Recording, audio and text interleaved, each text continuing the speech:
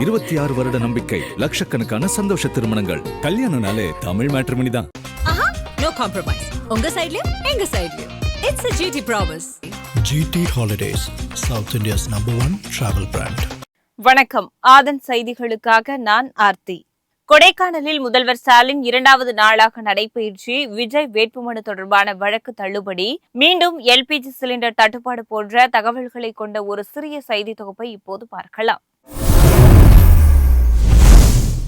சட்டமன்ற தேர்தலில் பொதுமக்கள் மீது தாக்குதல் நடத்திய திமுகவினர் மீது நடவடிக்கை எடுக்க வேண்டும் என தமிழக வாழ்வுரிமை கட்சி வலியுறுத்தியிருக்கிறது. சென்னையில் நடைபெற்ற அந்த கட்சியின் மாநில செயற்குழு கூட்டத்திற்கு பிறகு அதன் தலைவர் வேல்முருகன் செய்தியாளர்களுக்கு பேட்டியளித்தார். நெய்வேலி, குறிஞ்சிப்பாடி தொகுதிகளில் தங்கள் கட்சியினர் மீதும் பொதுமக்கள் மீதும் திமுகவினர் தாக்குதல் நடத்தியதாக குற்றம் சாட்டினார். இந்த 2 தொகுதிகளிலும் தங்களுக்கு பிரகாசமான வெற்றி வாய்ப்பு இருக்கும் சூழ்நிலையில் ஆளும் கட்சியினரால் வாக்குச்சாவடிகள் கைப்பற்றப்பட்டதாகவும் குறிப்பிட்டார். ஆனால் இதுவரை இது சம்பந்தமான யாரும் கைது செய்யப்படவில்லை என குறை கூறிய வேல்முருகன், நீதி கிடைத்திட குற்றவாளிகள் தண்டிக்கப்பட வேண்டும் என்றும் கேட்டுக் கொண்டார். மேலும் இந்த சம்பவம் தொடர்பாக அப்பாவி பொதுமக்கள் மீது போடப்பட்ட வழக்குகளை ரத்து செய்ய வேண்டும் என்றும் வேல்முருகன் கேட்டுக் கொண்டார். மேற்கு வங்கத்தில் உருளைக்கிழங்கு விலை கடுமையாக வீழ்ச்சி அடைந்திருக்கிறது. கிலோ 3 ரூபாய்க்கு விற்பனையானதால் விவசாயிகள் அதனை சாலைகளில் கொட்டி தங்கள் எதிர்ப்பை வெளிப்படுத்தி இருக்கிறார்கள். மேற்கு வங்க மாநிலத்தின் சிங்கூர் உள்ளிட்ட பல்வேறு இடங்களில் உருளைக்கிழங்கு அதிகம் விளைகிறது. மேலும் மாநிலத்தின் பிற பகுதிகளில் இருந்தும் வரத்து அதிகரித்திருப்பதால் உருளைக்கிழங்கு விலை கடுமையாக சரிந்திருக்கிறது. 1 கிலோ 3 ரூபாய் அளவிற்கு சரிந்திருப்பதால் பெரும் இழப்பை சந்தித்திருக்கும் விவசாயிகள் தாங்கள் விளைவித்த உருளைக்கிழங்கை சாலைகளில் கொட்டி வேதனையை வெளிப்படுத்தியிருக்கிறார்கள். 1 ஏக்கருக்கு 20,000 ரூபாய் செலவாகும் நிலையில் 18,000 ரூபாய் கூட கிடைக்கவில்லை என அவர்கள் வேதனை தெரிவிக்கிறார்கள். இந்த பிரச்சினைக்கு தீர்வு காண மேற்கு வங்க அரசு உடனடியாக நடவடிக்கை எடுக்க வேண்டும் என்று விவசாயிகள் வலியுறுத்தியிருக்கிறார்கள். கொடைக்கானலில் தங்கியிருக்கும் முதலமைச்சர் ஸ்டாலின் 2வது நாளாக நடைபயிற்சியில் ஈடுபட்டார். கொடைக்கானல் நகரின் ஏரிச்சாலை பகுதியில் அவர் நடைபயிற்சி செய்தபோது அங்குள்ள பொதுமக்கள் அவருடன் கைகுலுக்கி தங்கள் மகிழ்ச்சியை வெளிப்படுத்தினார்கள்.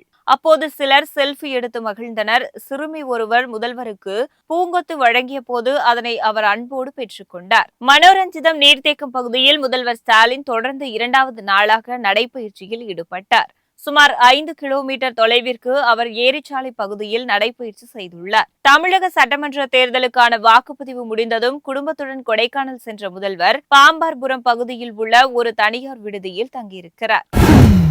தாவேக தலைவர் விஜயின் வேட்புமனுவை ஆய்வு செய்ய கோரிய வழக்கு தள்ளுபடி செய்யப்பட்டுள்ளது. சட்டமன்ற தேர்தலில் முதல் முறையாக களமிறங்கிய தாவேக தலைவரும் நடிகருமான விஜய் சென்னை, பெரம்பூர், திருச்சி கிழக்கு ஆகிய 2 தொகுதிகளில் போட்டியிடுவதற்காக வேட்புமனுக்களை தாக்கல் செய்திருந்தார். வேட்புமனுவில் விஜய் தனது மனைவிக்கு 12 கோடி கடன் கொடுத்ததாக கூறியதை ஆய்வு செய்ய கோரி பெரம்பூர் தொகுதியைச் சேர்ந்த வாக்காளர் வெங்கடேஷ் என்பவர் சென்னை உயர்நீதிமன்றத்தில் மனு தாக்கல் செய்திருந்தார். வேட்புமனுவில் உண்மை விவரங்களை மறைப்பது தேர்தல் நடைமுறையில் மோசடி செய்வதை போன்றது என மனுதாரர் தனது மனுவில் கூறியிருந்தார். இந்த மனுவை விசாரித்த தலைமை நீதிபதி SA தர்மாதிகாரி அடங்கிய அமர்வு வழக்கை தள்ளுபடி செய்ய உத்தரவிட்டது.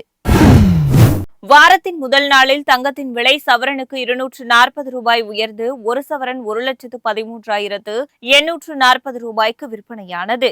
தங்கத்தின் விலை கடந்த சில நாட்களாக ஏற்ற இறக்கத்துடன் இருந்து வந்த நிலையில் ஏப்ரல் 20ஆம் தேதிக்கு பிறகு விலை படிப்படியாக குறைந்து கடந்த வாரத்தில் படிப்படியாக குறைந்த தங்கம் விலை வார இறுதி நாளான 25ஆம் தேதி சவரனுக்கு 800 ரூபாய் உயர்ந்துள்ளது. இந்த நிலையில் வாரத்தின் முதல் நாளான திங்கட்கிழமை தங்கத்தின் விலை கிராமுக்கு 30 ரூபாய் உயர்ந்து 1 கிராம் தங்கம் 14,230 ரூபாய்க்கு விற்பனையாகிறது.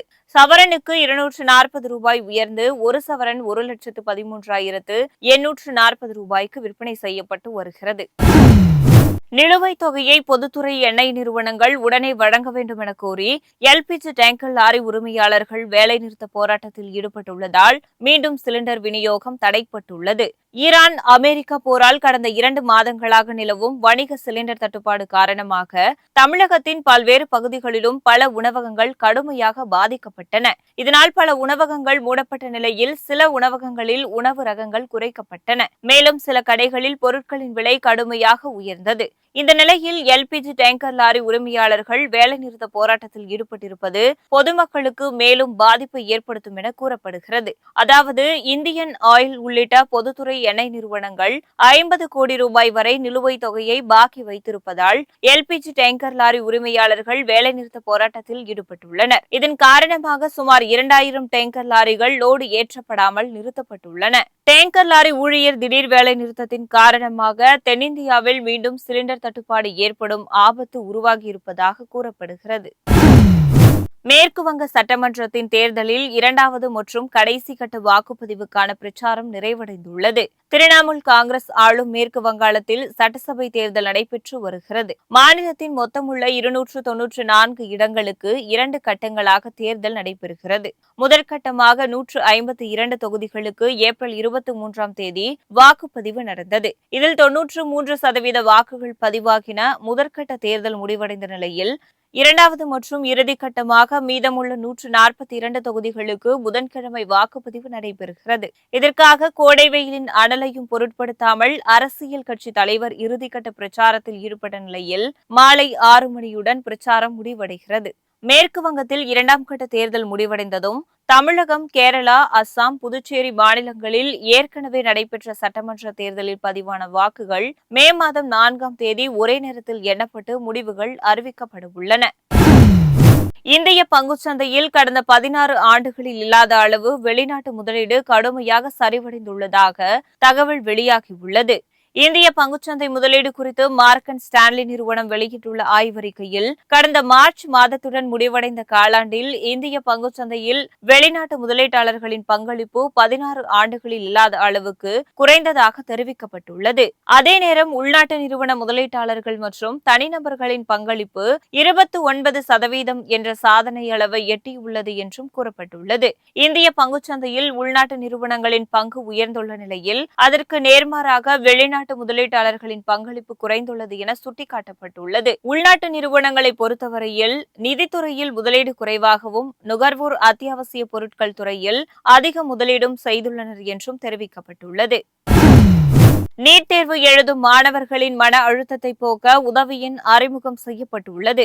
இளநிலை மருத்துவ படிப்புக்கான நீட் நுழைவுத் தேர்வு நாடு முழுவதுமே மே மாதம் 3ஆம் தேதி நடைபெற உள்ளது. தேசிய தேர்வு முகமையின் அதிகாரப்பூர்வ இணையதளங்களில் நீட் தேர்வுக்கான ஹால் டிக்கெட்டுகள் வெளியிடப்பட்டன. இந்த தேர்வை எழுத தமிழகத்தில் 2 லட்சம் மாணவ மாணவிகள் உட்பட நாடு முழுவதும் 28 லட்சம் பேர் விண்ணப்பித்துள்ளனர். இந்த நிலையில் நீட் தேர்வு எழுதவுள்ள மாணவர்கள் மன அழுத்தம் மற்றும் பதற்றமின்றி தேர்வை எதிர்கொள்ள தேசிய தேர்வு முகமை முக்கிய அறிவுறுத்தல்களை வழங்கியுள்ளது. அதாவது உயிரை விட எதுவும் முக்கியமில்லை என்பதை மாணவர்கள் புரிந்து கொள்ள வேண்டும் எனவும் மிகுந்த மன அழுத்தம் மற்றும் பதற்றத்தை உணரும் மாணவர்கள் சிறப்பு உதவி எண்களை தொடர்பு கொண்டு பல மொழிகளில் ஆலோசனை பெறலாம் என்றும் தேசிய தேர்வு முகமை அறிவுறுத்தியுள்ளது.